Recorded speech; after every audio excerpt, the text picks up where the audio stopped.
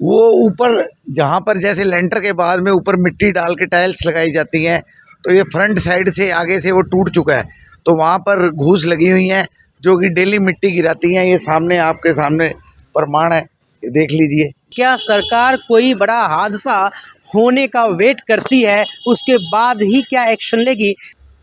इस बिल्डिंग की इतनी जर्जर हालत है कि रहने वाले लोग काफ़ी इसमें डरे डरे रहते हैं। कोई पता नहीं कब इसके लेंटर नीचे गिर जाएं। और बाहर का ये जो आप देख रहे हैं जो शेड है, इसके वहाँ से डेली मिट्टी निकल के नीचे गिरती है, जो आपने अभी कवरेज की है। सटीक खबरों का सीधा असर। आप देख रहे हैं एनसीआर समाचार, सच्ची और पक्की खबरें। नमस्कार, आप देख रहे हैं एनसीआर समाचार। मैं हूं आपके साथ विनोद कुमार। इस वक्त हम तिलक नगर के एमसीडी क्वार्टर के पास मौजूद है। मैं चाहूँगा अपने सहयोगी से आप दिखा सकते हैं बिल्डिंग, और इसके बाद हम बात करते हैं इस बिल्डिंग के बारे में और जानेंगे क्या मकसद है यहाँ पे खड़े होने का। जैसे कि लगातार आप अपने स्क्रीन पर देख रहे होंगे, ये बिल्डिंग 50 साल से भी ज़्यादा पुरानी है।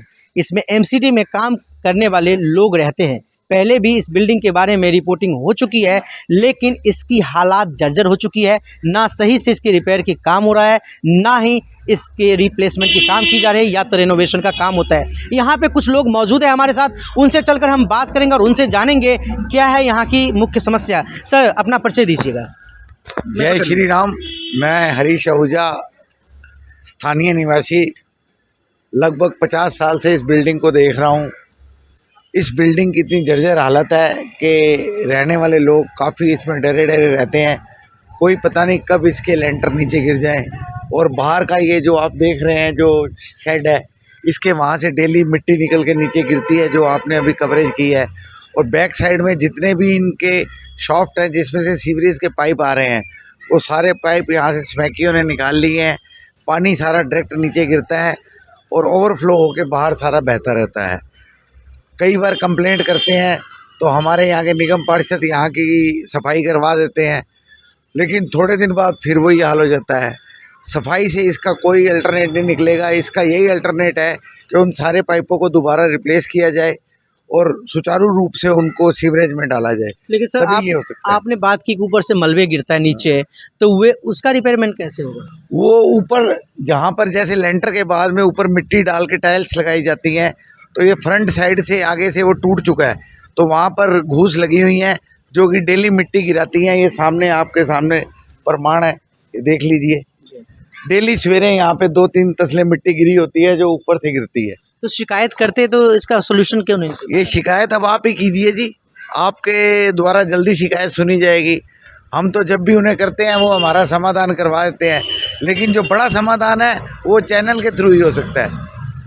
लेकिन कुछ लोग तो बात करते हैं यहाँ पे, जो ऑफलाइन आते हैं, ऑन द कैमरा आके नहीं बोलना चाहते हैं। वे कहते हैं कि बिल्डिंग को तोड़ के नई बिल्डिंग बनाने की बात करते हैं। देखिए जी, तोड़ के बनाएं या जैसे भी करें, इसका रिपेयरिंग भी अगर वो करवा देंगे, टेंडर करवा देंगे, तो कोई दिक्कत नहीं है।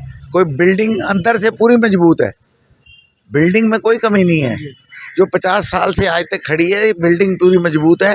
सिर्फ इसका एक पूरे का पूरा इसको अल्टरनेट करने का, या जो भी कहा जाए, इसको दोबारा से रिपेयरिंग करने का बड़ा ठेका दिया जाए, जिसके अंदर सारे इसकी बाहर का एलिवेशन बन जाए और अंदर बिल्कुल ठीक है, अंदर की कोई दिक्कत नहीं है। तो जैसे कहते हैं कि अगर सही चीज़ का भी अगर आप समय से मेंटेनेंस नहीं करते हैं तो उसकी हालात जर्जर हो जाती है। यही इस बिल्डिंग के साथ होते हुए दिखाई दे रहा है। सर, आप क्या कहना चाहेंगे? मेरा भी यही कहना है जी, इस बिल्डिंग को रिपेयरिंग मांग रही है पूरी की पूरी बिल्डिंग, आगे और पीछे दोनों तरफ जैसे सेम क्वार्टर्स बने हुए हैं इसमें, सेम के सेम। उधर भी एमसीडी के जो स्टाफ रहता है और इधर भी इनका सेम बना हुआ है। इसमें मेन यही है कि इसको बहुत टाइम से इसको जो ज़रूरत है वो है रिपेयरिंग की। कितने क्वार्टर्स होंगे इसमें सर दोनों बिल्डिंग? इसमें मतलब मान लीजिए एक में 21 है। इधर आके बोलिए।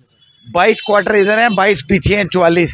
इसमें सारा एमसीडी का स्टाफ रहता है, जो सभी फ्लोर मिला के 44 क्वार्टर है। 44 क्वार्टर हैं। 44 में से लगभग 25 या 26 ऑक्यूपाई हैं, बाकी सारे खाली। 44 एक बिल्डिंग में है और नहीं 22 22 इधर है, 22 पीछे हैं, 44 में से 25 या 30 होंगे जो लोग रह रहे हैं। जो रिटायर हो जाते हैं उसके बाद में नया अलॉट नहीं होता, तो ये जैसे ये देखिए खाली पड़े हैं, वो भी बंद है, ये भी बंद है, वो भी बंद है।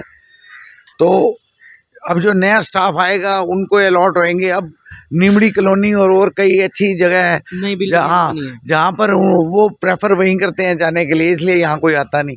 खतरा है ना, इसमें रहने का भी खतरा है क्योंकि अंदर हालात ख़राब है इसके। रिपेयरिंग पूरी बिल्डिंग मांग रही है, ये रिपेयर होगी तभी लोगों को इसमें कोई रह पाएगा, वैसे इसमें रहने लायक अंदर से नहीं है इस टाइम। ये अच्छा, इस टाइम इनको पूरी की पूरी रिपेयरिंग मांग रही है अंदर से भी, क्योंकि लोग इसी वजह से यहाँ पे रहने को डरते हैं।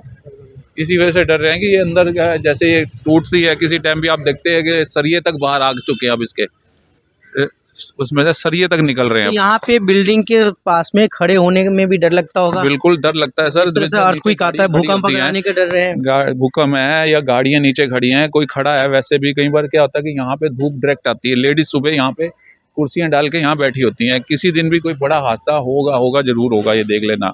और ये तभी सरकार जागेगी जब ये होगा तो। जी बिल्कुल, ये एक बहुत बड़ा सवाल है, क्या सरकार कोई बड़ा हादसा होने का वेट करती है उसके बाद ही क्या एक्शन लेगी?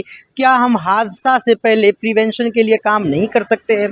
अभी लोगों की मांग है, लगातार अपनी परेशानी को लोग दिखाते हैं कि इस बिल्डिंग में रहने से लोग डरते हैं क्योंकि इसकी रिपेयरिंग नहीं हो रही है, कुछ क्वार्टर्स ऑक्यूपाइड नहीं हैं और लगातार अगर रिपेयरिंग नहीं की जाएगी, अनदेखी की जाती है तो बड़ा हादसा होने का खतरा बढ़ता रहता है। ये मार्केट है जो इनके ग्राउंड फ्लोर पे है, जहाँ पे मार्केट लगे हुए, लोग आते हैं शॉपिंग करने के लिए आते हैं। यहाँ पे कई सारे शॉप्स भी है, ऊपर यहाँ पे स्टाफ रहते हैं लेकिन नीचे दुकानें हैं।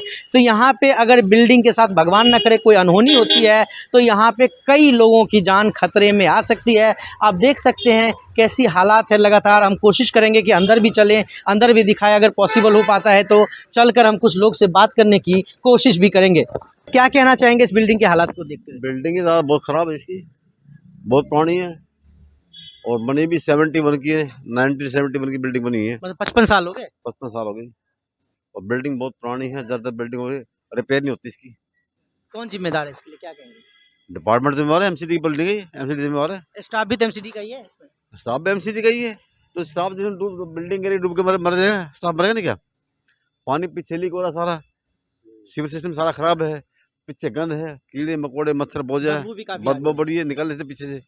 इतना गंदा माहौल, वहाँ की फोटो भेजने के बाद आप खड़े हैं वहाँ पे, जी बिल्कुल। बहुत गंदा माहौल है। जी बिल्कुल, तो जैसे कि हमने कई लोगों से बात करने की कोशिश की और लगातार आपने भी देखा अपने स्क्रीन पे और देख रहे हैं कि किस तरीके से बिल्डिंग की जर्जर स्थिति बनी हुई है। एमसीडी की बिल्डिंग है, एमसीडी के स्टाफ इसमें रहते हैं लेकिन इसकी रिपेयर भी नहीं हो रही है। 50 साल से ज़्यादा, अगर 71 की बनी हुई बिल्डिंग है, 55 साल इस बिल्डिंग की हो चुकी है लेकिन इस पर कोई भी संज्ञान नहीं ले रहा है। जो भी जिम्मेदार पदाधिकारी है उनको संज्ञान लेकर, कंसर्न पदाधिकारी है, संज्ञान लेकर बिल्डिंग में जो भी ज़रूरत की काम करने की ज़रूरत है उसे करवाना चाहिए और सरकार को इस और ध्यान आकर्षित करने की ज़रूरत है। फिलहाल अब तक के लिए इतना ही। तमाम तरह की खबरों के लिए बने रहे एनसीआर समाचार के साथ। धन्यवाद।